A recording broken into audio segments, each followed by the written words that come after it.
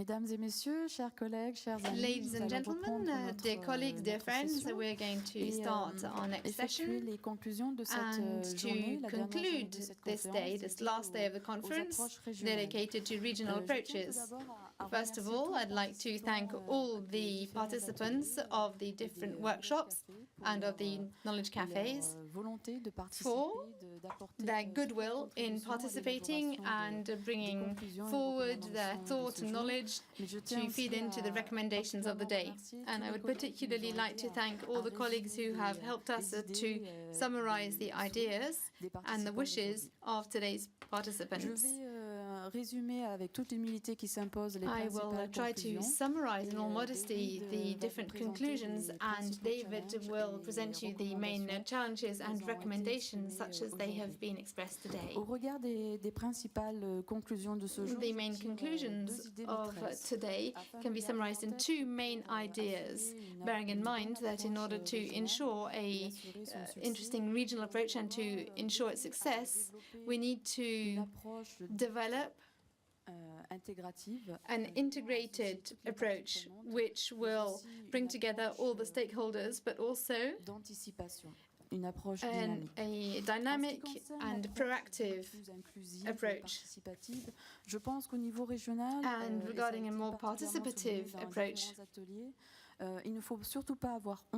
we mustn't be ashamed of the multiplicity of initiatives and of actions. This is something we need to make the most of.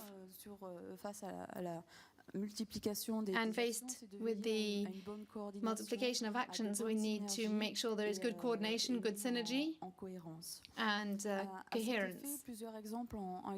Several examples have been presented to illustrate this, especially in Africa, where efforts had been made in order to create networks in order for all the actions rolled out from the local, national, and regional levels can work together towards a common goal and to avoid losses along the way and duplication of effort. In order to ensure this synergy and this coherence, of course, we need to invest in tools, technical tools, such as regional platforms, regional databases, but we especially mustn't forget the human factor, which is the mainstay of all these programs and initiatives. And for that, I hail all the work which is done, be it at the local and national or regional level, in terms of exchanges of experiences and implementation and also training of the stakeholders.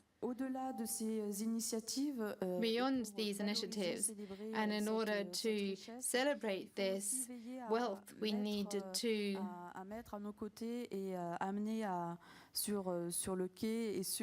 bring in partners, public partners, who sometimes prove their goodwill and cooperation. And here we have highlighted the action here in the Mediterranean of the ferry companies who have rolled out an action to avoid colliding with the marine mammals. Alongside this inclusive approach and integrative approach, one of the main conclusions was to be proactive, to foresee changes which are happening and which are coming, and for that to invest in modeling and to transfer this modeling into the planning processes, but even more into the decision-making processes, such that in the development of networks of MPAs at a regional level, we should be able to bear in mind that at the national and regional scales, we have source zones and sink zones, and that is not necessarily well perceived and is not necessarily well transcribed into the current network of MPAs. Among the conclusions, to follow on the message of hope which was expressed at the beginning of the week, there is also a strong message of pride and of courage Let's go forward beyond the international targets, and in order to ensure their good implementation, let's work together towards a common vision. A vision which would allow us to be the real technical vehicle, but also a political vehicle, in order for all these efforts deployed by the scientific community and the management community should also be supported by the political decision makers. One example to illustrate this concerns what goes on in the Pacific Ocean through the Pacific Oceanscape. To summarize, we should make the most of our differences because they are a wealth. We should use complementarity, and we should avoid wars between categories and status in order to not fall in that trap. But let's implement networks of small MPAs or networks of large MPAs. This question should lead us might lead us to a dead end, because of course what we need truly is a whole diversity of tools, and especially making sure that they are complementary to each other. So those are the main conclusions. So we need to share together, we need to be clear about our targets. It is urgent to translate all this into actions, and that is especially the case for the regional scales, especially when we think about the issues concerning the high seas. We know that all the international efforts which has been deployed for the creation of these IPSA, which cover more than 75% of the oceans, no less than 172 zones. The remaining question is that, well, we've identified these zones, but now what are we doing with all this wealth of data? There is a crying need to translate them onto the political level into actions in order to bring together all the relevant institutions, be they at local, national, regional or international, especially the Assembly of the United Nations, to translate into action this effort of research. Thank you.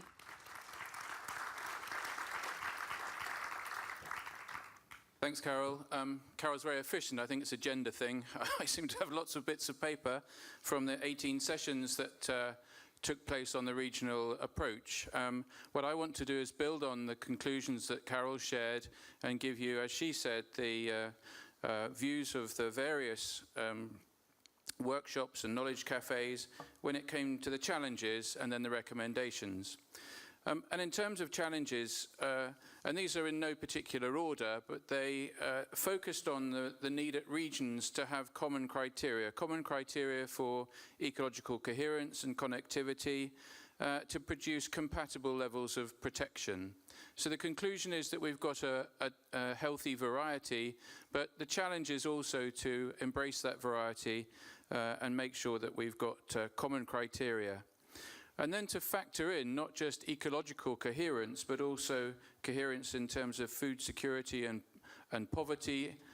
So looking at socioeconomics, looking at political coherence as well. That brings us on to the challenge of data. We still, and all of us say this all of the time, you can only make the right decisions when you've got the right data, when you've got the right information. And we still haven't got our act together when it comes to regional data sets and data sets that can be applied. And then specifically, some of the workshops had a focus, and one of them was the focus on EBSAs. We've talked a lot about these, but the EBSA group felt that this current round of EBSA description needed to be completed. And then there needed to be a systematic revisit to look at any new scientific information, and then the various responsible states and competent authorities have the challenge of taking up the EBSA process. Another challenge is dealing with change, dealing with changing political environments in terms of economic and social crises, dealing with climate change, dealing with changing environments, and that's going to provide challenges in terms of political buy-in, but trade-off between different objectives as well. There was a lot of commentary about engaging different sectors, so engaging the fisheries sector. We heard something this morning about how that's happening in some parts. I think it's very much recognized as a challenge still in other areas. And also empowering local implementers. There was a large body of text in some of the feedback forms from the workshops with relation to effectiveness. The challenge is, how do we measure the effectiveness, particularly of transborder marine protected areas? How do we ensure that these MPAs at a regional level are credible? And how do we make sure that we are dealing with harmful activities when it comes to regional networks of MPAs? And one regional message that was brought forward in terms of the balance of where MPAs and MPA networks have been established was dealing between a mismatch between large numbers of small MPAs in coastal areas, gathering momentum in the high seas, but then challenges in the EEZ. And all the things I've said already perhaps come to bear in those terms, dealing with different sectors, making sure that the data is right, and so forth. And then finally, in terms of challenges, recognizing that challenges are not just MPA specific, they're dealing with issues inside and outside of MPAs, and that's perhaps exemplified by climate change and ocean acidification. I think one comment I really liked was that human migration to resilient areas might overwhelm the resilience, might overwhelm the conservation objectives for the areas that we've tried to protect. There was a really succinct feedback form which said what we need to address as a challenge are methodologies, timescales, resources, and communication. So all the waffle I've been going on about was captured by one group in those 4 quick points.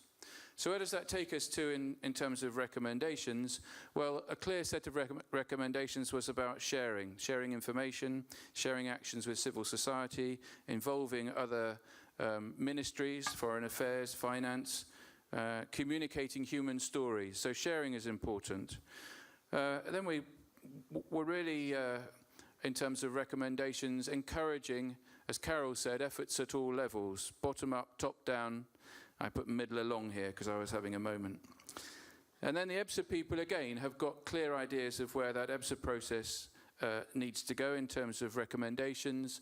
They're talking about free sharing of data and information, more specific information, and communicating inherent values, and then making sure that the process is embedded in the UNGA discussions, and then making the visibility of EBSAs better, and transferring those EBSA informations to the wider community. I have a whole list here. I can't go through them all in the time we've got, of recommendations that deal with merging cultural, social, and political aspects of regional networks of MPAs. But recognizing that this is a long-term engagement is important, recognizing that we need cross-agency cooperation, recognizing that we need to develop and maintain and share tools to get sustained networks, and sustained networks regionally, not only of areas, but, as Carol said, networks of professionals as well. To round up the recommendations that I drew out anyway, I think it was a strong workshop on climate change that was talking about thinking much more about resilience for marine protected areas, protecting the strengths, protecting those MPAs that are going to give us the values that we want, and using some systems, for example, using coral reefs, not just talking about climate change here, but using coral reefs as an indicator for the effectiveness of other improvements, land-based improvements, for example. So just to conclude then, in terms of recommendation, I think we're talking about maintaining and encouraging progress towards robust regional MPA networks. We're talking about exchanging lessons in terms of different institutional arrangements. And as a recommendation, we were stressing the need to recognize the power of regions to achieve collective buy-in, and also to leverage regions, organized networks as a way in which NGOs and which donors can help give money, give resources, give credibility to networks of MPAs. Thank you.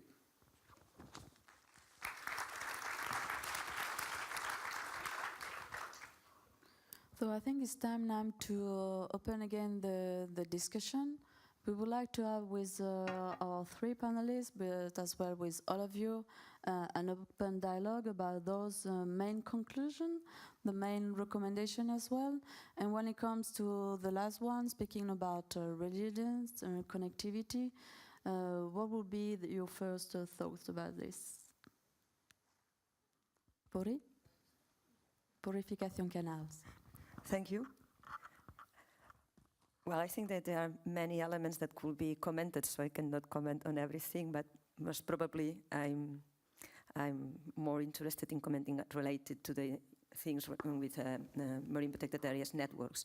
So I think this is the debates here, not just today, but also in other meetings, show that really it's a strong need, a very big need in the world for these regional networks related to marine protected areas and their role. So this morning in our workshop, it was very clear the kind of roles that they play and how it's almost impossible to make a good progress in the Aichi targets in the future if we don't have community-based people working there at all the levels, establishing linkage between them and with other segments, nationally and internationally.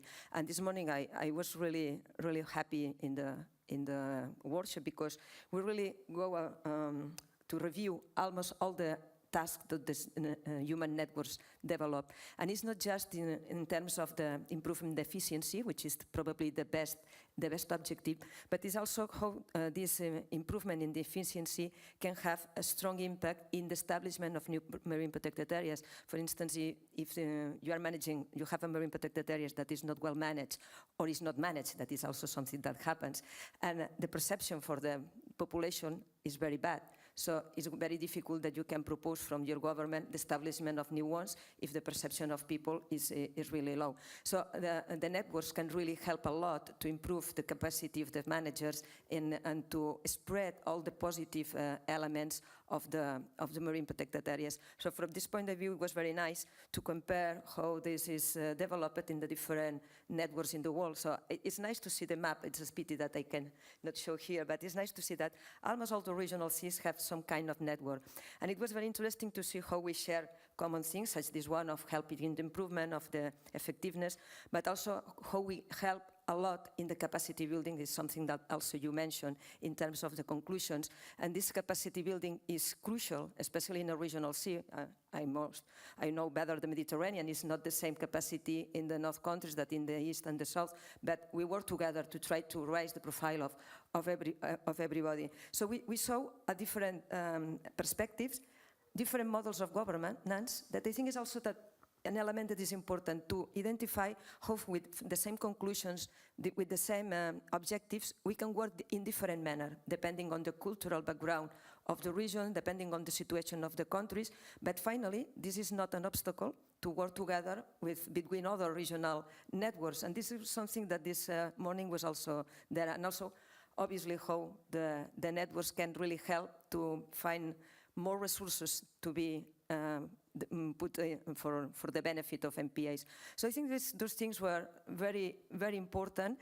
And for all the people that participate in the workshop was a kind of recognition that they are not alone, that we are recognized by our colleagues that maybe they are not directly involved in networking, but we are recognized as a key players on the whole objectives, and also the role that we can have in terms of supporting the conventions, the implementation of the Personnel Convention for the Mediterranean, but specifically the Aichi targets. So it's very difficult to think how governments can be effective in implementing Aichi targets if they don't have a system that goes to the ground. And these networks I think that this is one of the main contributions they can do to these international challenges. And well, I think that this is an important part. I know that in Impact 3 we discuss many different issues, but regarding the regional approach, probably this intermediate phase, that is the establishment of efficient networks, is one of the most important. That's, by the moment, I think I talk a lot. Thank you very much, Puri. Mrs. Maria Luisa, would you like to add a few words about this important topic about resilience and the issue to better integrate climate change, but as well to better take into account connectivity, particularly in this stunning basin, the Mediterranean Sea?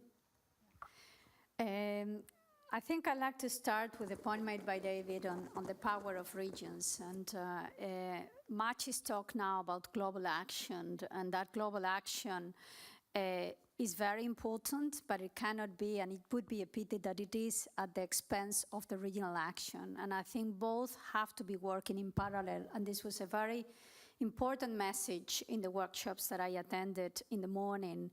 There are some things that are happening at the regional level. For example, if you take the issue of integrating action of different actors, I can share with you 2 examples from the Mediterranean. We are trying to move towards establishing integrated ecological objectives around which all the different actors can be working on. And we're working with relevant partner organizations and hope that we will have concrete targets and indicators adopted at the meeting of contracting parties to the Barcelona Convention in December. And we are also trying to work on areas beyond national jurisdiction in the Mediterranean, because there are still areas beyond national jurisdiction in the Mediterranean, and there will be probably for a very long time areas beyond national jurisdiction in the Mediterranean, and that shouldn't be an obstacle for protection. And there are processes ongoing in that regard, and we have agreed, working with our partner organizations, with the Regional Fisheries Commission and with the IMO, to modify the processes of declaring these areas beyond national jurisdiction. So we will do it in 2 stages. The parties will first take a decision that this area will be established, and then cooperation will establish with the General Fisheries Commission and the IMO, and then a final decision will be taken. So there are things that can happen in a quicker manner maybe at regional level while the global system is completed and finalized, and that we shouldn't miss those opportunities. I would also like to say that there's all these cooperations, there's a lot of actors, and that there's a great need for support. And we would like to express our support to some of the initiatives that are being taken, for example, by the MedPan on establishing a financial sustainable mechanism. It is a very important initiative also in the Mediterranean. It's been done in other regions also. And there was an idea also floated on the need to also strengthen regional seas programs. So if we want the regional seas programs to really be working with countries and helping countries in going ahead, they need to be strengthened. Perhaps we could also consider, like it has been done for the global conventions, to establish dedicated lines of support under the Global Environmental Facility for the regional seas programs. So that would also be maybe a way through which these mechanisms, which are quite weak in general, could do much of what is expected of them. And finally, of course, it's quite important that the political will is boosted. So meetings like these ones and the declaration that you are expecting to adopt at this meeting, bringing it up to policymakers, that could be also of a lot of help. Thanks. Thank you. Sebastian, give us a view from CI and something personal as well. Okay, I think you get mainly personal stuff, but I would say that a lot of what I heard from the conclusion in terms of connectivity, and something I really appreciate, is the fact that we've gone beyond just talking about ecological connectivity and really recognizing that at the regional level you have multiple different dimensions to connectivity. It's the economic connectivity and the uses and the benefits from the MPAs and other ocean areas. It's the connectivity with regards to governance, all the way from the local up to the regional level. It's the collaboration amongst people who are working in different countries. And so I think getting that broader perspective of connectivity at the regional level has been very useful. I also think that there is an opportunity of approaching it from a regional perspective, because it allows us to get away from some of the really thorny site-based fixed positions and in a sense get a grand deal, which is a common negotiating tactic when you can't resolve a thorny situation, is you make it a bigger thing to figure out ways that all different stakeholders can get a win-win from the solution. I think the regional approach really lends itself well to that, and I think that's something we've heard not only today but really throughout the week, is this discussion of large versus small, multiple use versus no take. And of course it's not either or, it's how you combine them, and that's happening at the regional level, and so I think that's an important thing. I also think that when we talk about these issues and the regional approaches and looking at connectivity, we need to think about how we can add value to, not replace other processes and efforts, because the enabling conditions for success are still going to be the same. It's going to be making sure that stakeholders at the local level have a voice and are involved in the discussion. So the regional approach can't replace that, it should add to it. And I guess the final thing is I'm really encouraged by all the great examples that were presented. You mentioned several in your conclusions, and the fact that a lot of the experience in this field of regional approaches is not coming from the developed world, it's coming from developing countries. I mean, we've heard today about Western Indian Ocean, Eastern Pacific, Pacific Oceanscape, Coral Triangle, and so on. And so I think this is an area where the South has a lot to teach the North, and I'm really encouraged by some of the learning networks that have been established, the way that LMMA approaches have been taken from the region in the Pacific to the Western Indian Ocean, how we're seeing networks like the Big Ocean, where developing countries have a very loud voice and is contributing a lot, as well as sister site agreements within the South. And I think that's very encouraging. And I guess the final point there is, as we talk about these regional approaches and what they've achieved, I think it gives us an opportunity to highlight the potential win-wins. MPAs and MPA expansion is not only about threat alleviation and doom and gloom and about saving the world from the terrible fate that it's facing. It's about generating opportunities. It's about creating win-wins. It's about making sure that we don't leave money on the table, so to speak, but figure out good ways of utilizing the ocean so it can continue to benefit people both now and in the future.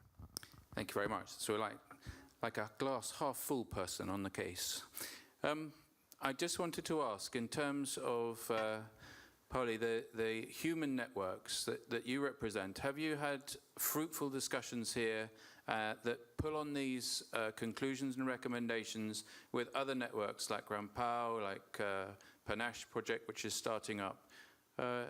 Has there been an opportunity here to draw on some of those and attack some of those challenges that we've mentioned? Yes, absolutely. This morning we had just a workshop in which all these regional networks that are present here were in the room, and it was very dynamic. And probably the main conclusion that I had to resume the conclusions at the end of the workshop was that to feel really this strong support to what we are doing as networks. So you know, sometimes each network works in a small or bigger region, but doesn't know what happens outside, and not everybody feels that if have a strong support. And regarding the community of marine protected areas here, it was clear that nobody questioned the work that is done by these networks at every scale. So I think this was an important issue. And another element of the conclusions we had all together was regarding to the fact that most of the networks has obviously the same objectives as supporting the managers in terms of the effectiveness of the management, helping in capacity building, improving communication, making the linkage with the different structures regionally or internationally, helping to allocate more resources. But there was another element that was not so obvious, but is very important. We identified this morning when we include the element of maritime spatial planning, is how we can also play a role defending or lobbying for a good recognition of the role of marine protected areas while the discussions on maritime spatial planning are taking place. So for instance, if I'm thinking Europe, I participate in many meetings, and I think it's a very interesting tool, but sometimes and my colleagues will agree with that, we feel a little bit afraid about the weight of certain sectors that are represented there, and that is logical and is democratic that they are there, and each one defends its own objective and interest. But we feel a little bit afraid because the capacity to lobby from the energy sector, the tourism sector, the transport sector, is very far from the capacity of the marine protected areas and even the fishery sector. So we identify how we can work together with more efficiency, for instance, with the fishery sector, because we have common elements. They depend on a resource that we want to manage and to protect, so it's easier. But maybe it's not so easy with other sectors that are not focusing directly with the same objectives, because to exploit oil, to use wind, or to use the water as a transport system doesn't need a rich ecosystem initially, at first in the accountability of the sector. So this was something that we identified, that probably an element in which from the networks we should also work and look outside us, not just internally in the system in which we belong, even international or local, but also outside, and see how we can be more efficient promoting these marine protected areas. Thank you very much. I really like all these connections, and I just want to mention this one. One of the conclusions was using migratory species as an MPA network ambassador. I really like that thought. I go home and think about where migratory species are going and who they're lobbying. But Carol. Thank you. One of the striking conclusions was about as well the barrier, the current barrier, that we are all convinced that we need more regional cooperation, regional collaboration. But sometimes it's not so easy to set up, concrete agreements in order to make this happening. From your perspective, what is your experience about this? There was a workshop where different experts have been discussed, such as the experience here in the Mediterranean Sea, particularly between Corsica and Sardinia. But sometimes this kind of tool, this kind of legal framework is lacking. What is your point of view? Well, I think clearly tackling some of the thorny political issues that might have dimensions that are completely unrelated to oceans or marine protected areas might not always be the most effective way. I think there was a presentation from the Eastern Pacific where they had a similar situation, and where rather than expending their efforts on trying to get a political framework, they focused on tackling practical problems in all the different countries, building a constituency for collaboration that has since generated political will and momentum. And so I think there are ways around it. And I think, as a resource-constrained community, we always need to look at how we can be most effective. And I agree that sometimes spending all our money on political frameworks might not be the most effective ways to achieve the results we want. And so it clearly is going to vary from place to place. And I think we should be open to other types of approaches for getting regional corporations established, and not just legalistic ones. We're a bit time limited, but I'm conscious that it's very nice for us to sit here on the stage and debate. What I would really like is if there's any burning issues, and there have been plenty in these workshops and knowledge cafes about the regional side from those people who are in the audience, perhaps you could throw back at us. I can't see you because of the lights, but if anybody wants to shout, please shout now. Ah, lights, fantastic. Where's Sophie? Sofiano? Ah. Are there any comments on the main conclusion or recommendation?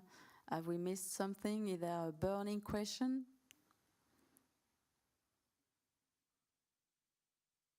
I think we have been quite efficient, actually. There is no additional comments.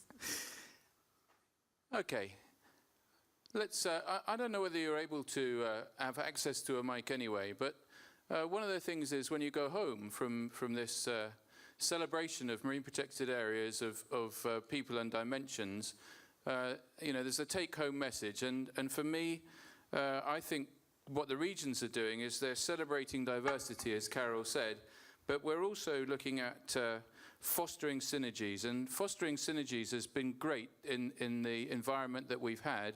But I think that as regions, as regional representatives, we've also got to take that away and sell it as well. So I hope that we can all do that as a consequence of the meeting that we've had here, even just by showing a few pictures of the Faro Palace, etc. Okay, over to Carol to close out. So thank you very much for this day, for all the discussion that happened last few days. I think that we had a good feeling for sharing experiences, for sharing ideas, and sharing a point of view. Once again, I think that the main point is to build on the diversity and to share the width of experience in order to make this happening and to be beyond the declaration that will happen tomorrow. It is always a day-to-day effort, so we count on your help for making this happening. Thank you very much. Thank you, and thank you to our panel.